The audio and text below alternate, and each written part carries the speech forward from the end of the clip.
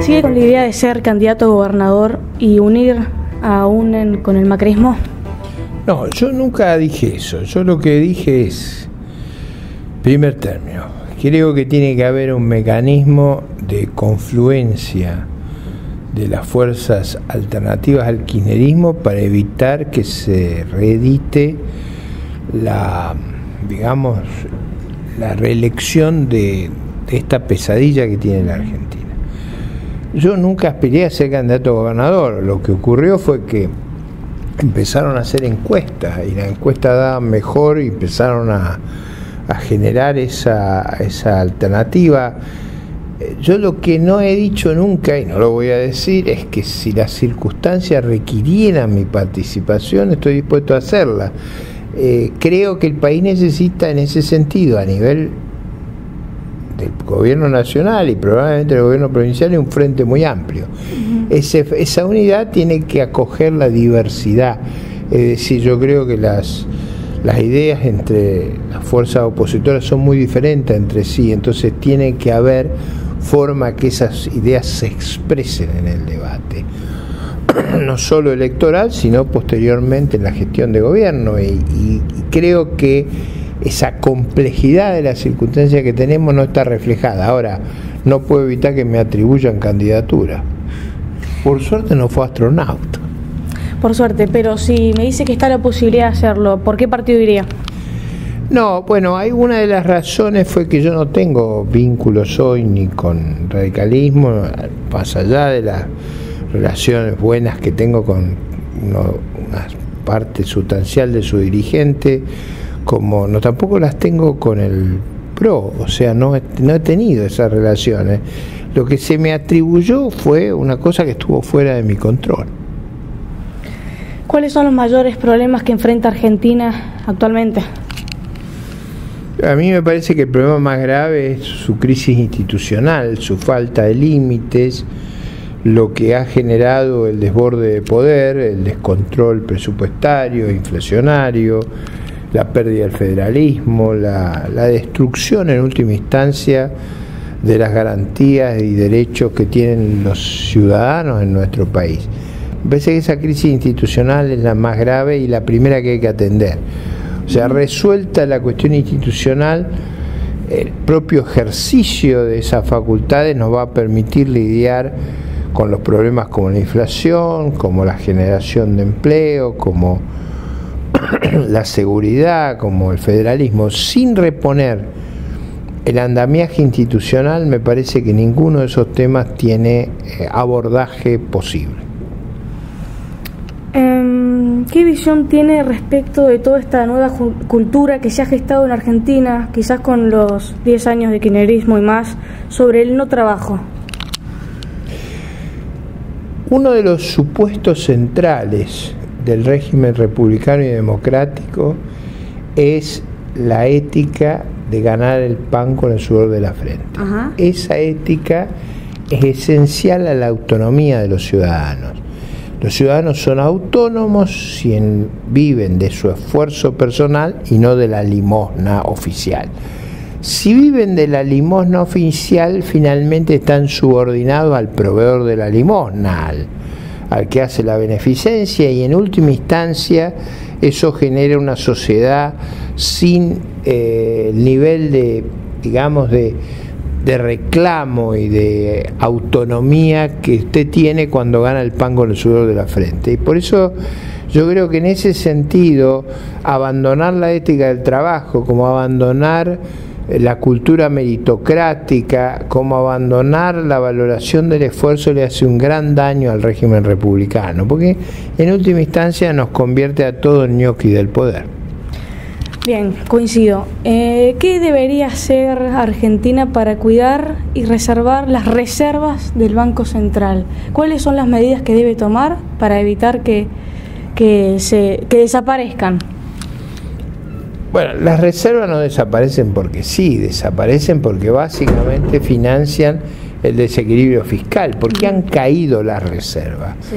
Han caído básicamente porque con ellas se ha financiado el desequilibrio fiscal, o sea, en lugar de conseguir recursos genuinos o conseguir un financiamiento en el mercado de capitales, nuestro gobierno ha usado las reservas que tenía el Banco Central para cancelar sus pagos. Lo primero que hay que imponer para que no haya ese riesgo, como no haya riesgo de la inflación, es que el gobierno no pueda utilizar el Banco Central como una caja sustituta. ¿Cuáles serían, a su criterio, las mejores medidas a corto plazo que debería tomar el próximo ministro de Economía para mejorar el país? Mire, a mí me parece que hay dos que yo le daría una gran prioridad. Una es eliminar el cepo, porque eso genera un bloqueo a la inversión muy grande, y la otra es transparentar las estadísticas. O sea, yo creo que transparentar las estadísticas y acabar con esa ficción sobre lo que ocurre con la inflación, con las cuentas fiscales, con los índices de criminalidad. Yo creo que acá hay una oscuridad estadística muy amplia.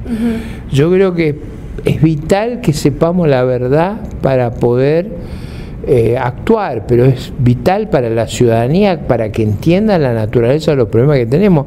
Yo creo que hay problemas estadísticos abrumadores. Hoy un ex rector de la Universidad de Buenos Aires plantea el problema de la gran oscuridad que hay sobre la calidad de nuestro sistema educativo. Como está oculta toda la estadística de rendimiento del sistema escolar, hay, dice Jaime Echeverri, el ex rector, una falsa percepción de cuán grave es el problema educativo. Es decir, en la Argentina, si usted le pregunta a los padres cómo creen de grave que es el problema educativo, en general creen que no es grave.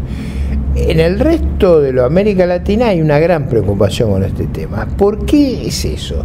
Yo creo que lo que no hay debate en la Argentina es sobre las estadísticas del rendimiento educacional. ¿Por qué no hay debate? Porque las estadísticas están ocultas. Si se supieran, estaríamos espantados.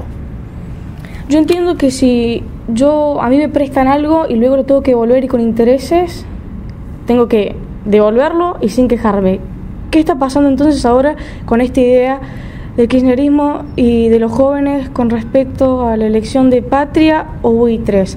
¿Es quizás una cortina todo esto que sucede, patria, buitre, lo bueno, lo malo, lo que corresponde, lo que no corresponde, para tapar tantas denuncias y acusaciones y denuncias y acusaciones que están teniendo los funcionarios de Cristina y hasta ella misma?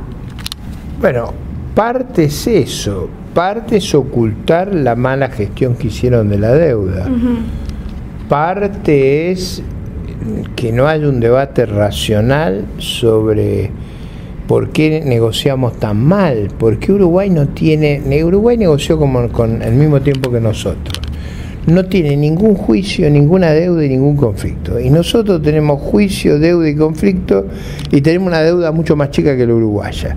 ¿Y cómo puede ser que a ellos les vaya bien y a nosotros nos vaya mal? Yo creo que hay un problema de gestión, un problema de mala gestión de la deuda, de mala negociación de la deuda, de mala negociación posterior a los canjes, de mala gestión judicial. O sea, hubo muchos errores. Entonces, uno de los problemas serios que hay en toda esa discusión es cómo ocultar lo que pasó.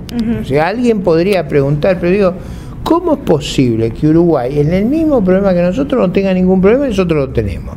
O sea, hay una discusión sobre ese tema que no se da en la Argentina.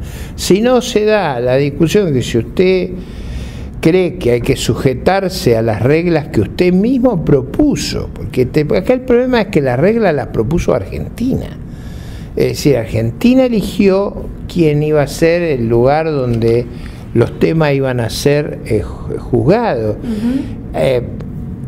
Ese problema es un problema complejo, que creo que se ha tomado con gran liviandad. Si hubiera un debate racional sobre estas cuestiones, habría la sensación de que Kirchner y Labaña negociaron muy mal la deuda, habría la sensación, yo creo justificada, que el gobierno entre el 2005 y el 2008 se desentendió del problema y permitió que se le acumulara una gigantesca dificultad.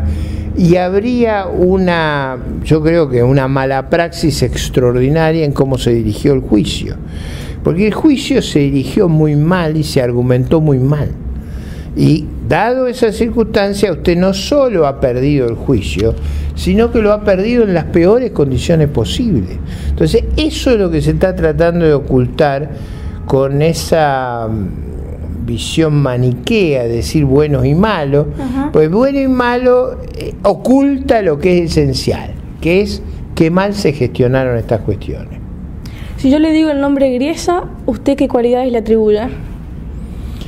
No, mire, yo creo que él es un juez de New York que probablemente enfrentó un juicio de una inmensa complejidad que no pudo encontrar una solución equilibrada, y yo creo que el fallo no es el mejor de los que había que hacer. Pero eso surge también por problemas de cómo nos defendimos nosotros. O sea, yo creo que el juez en muchos casos se ha atribuido potestades sobre jurisdicciones que no es New York. O sea, él puede juzgar lo que es New York, no puede estar jugando lo que es Europa. Creo que haya habido mucho exceso, pero eso en parte es debido a una mala defensa de la Argentina, que yo sospecho ha sido debida a instrucciones dadas para salvar el relato. Es decir, el relato es disparatado. Entonces usted no puede arguir en la Corte de New York una cosa que no tiene nada que ver con lo que está diciendo acá. Ahora, con lo que está diciendo acá usted va a tener un resultado desastroso en el juzgado. Y ese conflicto me parece que impidió una defensa más inteligente. Muchas gracias, Ricardo. Un placer haberlo conocido. Igualmente para mí.